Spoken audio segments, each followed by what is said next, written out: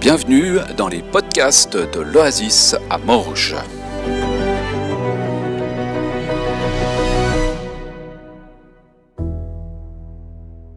Cette capsule, on l'a pensée un petit peu dans l'idée de la reprise. Alors, qu'est-ce que c'est que la reprise? Qu'est-ce qu'on entend quand on parle de reprise? On parle de reprise économique, de reprise de volée, de « reprends-toi », de la reprise des hostilités, d'une reprise en termes de musique, musicalement parlant. Quand un territoire est occupé par un ennemi qu'il est reconquis, on parle justement de reprise d'une ville, comme la reprise de Jaffna en 1988 par exemple. Une plante que l'on a oublié d'arroser reprend vie avec un petit peu d'eau. En ce qui nous concerne, qu'est-ce que sera la reprise? Un simple retour à l'anté-Covid-19, on remet les chaises et la chair en place et c'est reparti comme en 14. Est-ce que nous allons profiter de la reprise pour instaurer des nouveautés? Et si oui, lesquelles? Plus de vidéos, plus de stimulation, plus de rencontres, plus de séances, moins de cultes? Parce qu'on peut facilement s'en passer. Comment allons-nous reprendre? Les deux besoins fondamentaux qui ressortent d'analyses sociologiques durant cette période de semi-confinement ont été 1. Manger et 2. Les relations, la communion, le lien social. Si vous regardez en survol les évangiles, la vie de Jésus durant son ministère terrestre, durant les 3 ans en fait qu'il a passé avec ses disciples, il passait beaucoup de temps à table, à manger avec les gens et à entretenir des relations. Et le plus souvent encore avec les gens de mauvaise vie, dirait-on. La plupart des guérisons accomplies par Jésus ont permis aux personnes restaurées de retrouver une vie sociale aussi. Ce n'était pas juste une guérison physique, mais il y a eu une guérison sociale, un lien social qui a pu se recréer pour ces personnes.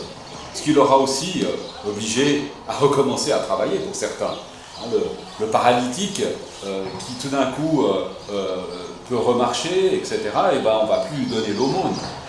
L'aveugle qui était tous les jours devant le temple, tout d'un coup, il n'est plus aveugle et il peut recommencer une vie normale.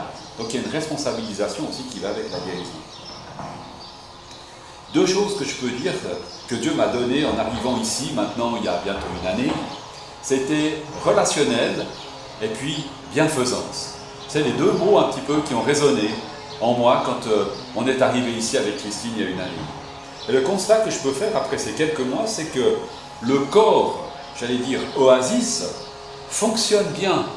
Ça fonctionne bien. Alors bien sûr, on peut toujours améliorer, mais tout fonctionne bien. Souvent, l'image qu'on a d'un fonctionnement, ça donne un peu une image de quelque chose de fermé. Le moteur fonctionne bien, si je tourne le volant, les roues elles tournent, le klaxon, bip bip, ça fonctionne, les essuie-glaces, ça essuie, les phares s'allument, tout fonctionne, tout va bien. Mais n'empêche qu'on est toujours, on ne bouge pas en fait. Maintenant que tout fonctionne bien, passons la vitesse car le véhicule il est conçu pour se déplacer. Nous constatons que tout fonctionne bien, mais une église, à quoi est-elle appelée? Mardi, nous étions dans une pastorale avec Yves Bouloundoui, je ne sais pas si je prononce très bien, qui nous disait « L'Église, elle n'est pas appelée à s'ouvrir, mais elle est appelée à rejoindre. » Notre rôle comme chrétiens dans ce monde, c'est de rejoindre et de cheminer. Cheminer avec nos enfants, avec notre famille, avec nos parents, avec nos amis, nos voisins, nos collègues de travail, avec nos colocs. Rejoindre l'autre dans ses besoins. Pas seulement s'ouvrir aux pensées et à l'autre, mais rejoindre les besoins de l'autre. Rejoindre l'autre dans la joie de ses réussites ou dans la peine de ses échecs ou dans ses difficultés ou dans ce qui va bien pour lui, dans ses même loisirs peut-être. Porter Christ dans le monde, c'est rejoindre les besoins de mon ami avec un regard, un geste, des mots qui descendent, qui déplacent peut-être aussi sur ce quoi on se focalise sur le moment. Il nous aide à prendre de la distance aussi par rapport à notre vécu, au sens de notre vie. Notre rôle, c'est de faire se rejoindre notre ami et Jésus. Et je ne sais pas si vous vous rappelez du rôle de la rallonge que j'ai présentée dimanche passé au culte. C'est un petit peu ça notre rôle, un peu simplifié peut-être, mais branché à la source de l'amour de Dieu et puis transmettre à nos amis, à ceux qui nous entourent, cet amour de Dieu en fait pour eux. Notre rôle, c'est un peu celui d'être une rallonge électrique spirituelle, si je peux dire comme ça. Créer le lien relationnel entre Jésus et une autre personne. Proposer une rencontre. Alors, est-ce qu'on va reprendre notre fonctionnement anté-Covid-19 ou bien repenser l'essentiel de l'Église comme corps de Christ dans le monde? Ne brûlons pas les étapes. La première étant de nous réjouir de nous retrouver. Je pense que c'est là le premier pas que nous allons faire avec cette reprise. Le second, ça sera de nous réjouir que nos amis rencontrent Jésus. Ça va être une super belle étape. Entre ces deux étapes, il y a un mouvement, celui de rejoindre.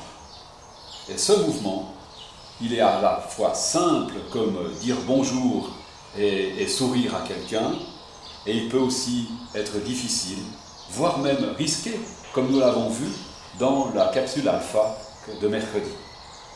On risque de devoir se découvrir, se rendre vulnérable même, oser dire notre foi, notre espérance, oser inviter, oser parler. Dans le cours alpha de mercredi soir, il était question de Dieu qui guérit par la foi. L'orthographe de la foi était un peu spéciale. Ça s'écrivait R-I-S-Q-U-E. R-I-S-Q-U-E comme risque. Le risque de la foi. Prendre le risque de la foi. Sachant que dans tout cela, nous ne sommes pas seuls.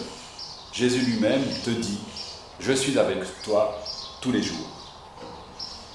La capsule de mardi, d'ailleurs, sur le Saint-Esprit, nous rappelait aussi cette dimension de la présence de Dieu tous les jours à nos côtés, avec nous. Non seulement tu as des frères et sœurs dans la famille de Dieu, mais Christ est avec toi tous les jours par son Esprit. Et cet Esprit, il te rend capable de rejoindre tes amis. Alors, cette reprise, comme avant ou différente? L'image de la reprise de volley, moi je ne fais pas beaucoup de fautes, je ne suis pas un footeux en fait, mais l'image de la reprise de volley, elle m'a vraiment marqué. Je trouve que c'est juste génial. Il y en a un qui fait une passe à quelqu'un d'autre, le ballon il va dans un sens, et tout d'un coup il y en a un qui fait une reprise de volley, et paf, ça repart dans une autre direction avec un mouvement, enfin un ballon qui est dynamisé et qui repart dans la direction du but. Alors c'est pas toujours la lucarne, on est d'accord. Si Dieu il est encore pas en train de faire une reprise de volley avec son Église. Elle était dans une direction, et puis tout allait bien en fait, et puis tout d'un coup, il y a une reprise de volley, ça redynamise, et puis on repart dans la direction du but que Dieu a fixé pour l'Église. Il me semble que là, il y a quelque chose de très actuel et pertinent dans notre monde d'aujourd'hui. Est-ce que le Seigneur est en train de faire une reprise de volley avec son Église? Soyons bien attentifs au but qu'il nous montre ou veut nous faire redécouvrir. D'abord, je pense que l'amour les uns pour les autres, c'est un incontournable. C'est à l'amour que vous avez les uns pour les autres que justement ces autres verront que vous êtes mes disciples, disait Jésus. Allez et faites des disciples, nous enjoint aussi le Christ, enfin à la fin de Matthieu. Et probablement, le point de départ de tout cela, c'est « laisse-toi aimer ». Laisse-toi aimer par Dieu. Rien ne peut te séparer de l'amour de Dieu. Rien. Rien du tout. Et en vivant cet amour, cette relation, cette connexion avec Dieu, est-ce que tu n'as pas envie, tout à coup, que d'autres aussi en fassent cette même expérience? Il y a quelques années, j'étais impacté par l'image de l'amour de Dieu. Le partage de l'amour de Dieu. Et le partage de l'amour de Dieu, c'est pas comme un gâteau. Parce qu'un gâteau, quand tu le partages, admettons on est deux, on le partage, on a moitié chacun en fait. Si on est 6, on aura des parts plus petites. Avec l'amour de Dieu, ça se passe autrement. Parce que l'amour de Dieu, tu le partages, mais il y en a toujours autant pour toi, et il y en a toujours autant pour l'autre. Il y a toujours la dose complète pour chacun. Si on est 10, on partage l'amour de Dieu entre 10, il y a chacun à la part complète. Comme si chacun avait le gâteau complet de l'amour, même si on est 10. C'est une sorte de multiplication. On ne divise pas quelque chose en petits morceaux, mais ça se multiplie en fait. Et je trouve ça vraiment encourageant. Il n'y a pas de jalousie en fait. Parce qu'on pourrait être jaloux. On a envie de garder ce papa qui nous aime pour nous tout seuls. On n'a pas envie que d'autres le prennent parce qu'ils vont me le piquer. Puis moi, j'en aurai plus. Alors que l'amour de Dieu, même si on est 50 ou 100 ou 1000, il y en aura toujours autant pour tout le monde.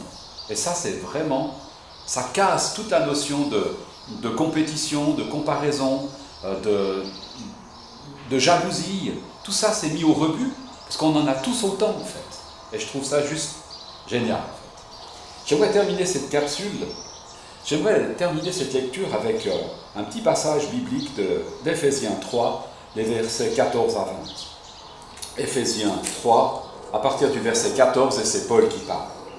C'est pourquoi je me mets à genoux devant Dieu, le Père, dont dépendent toutes les générations dans les cieux et sur la terre.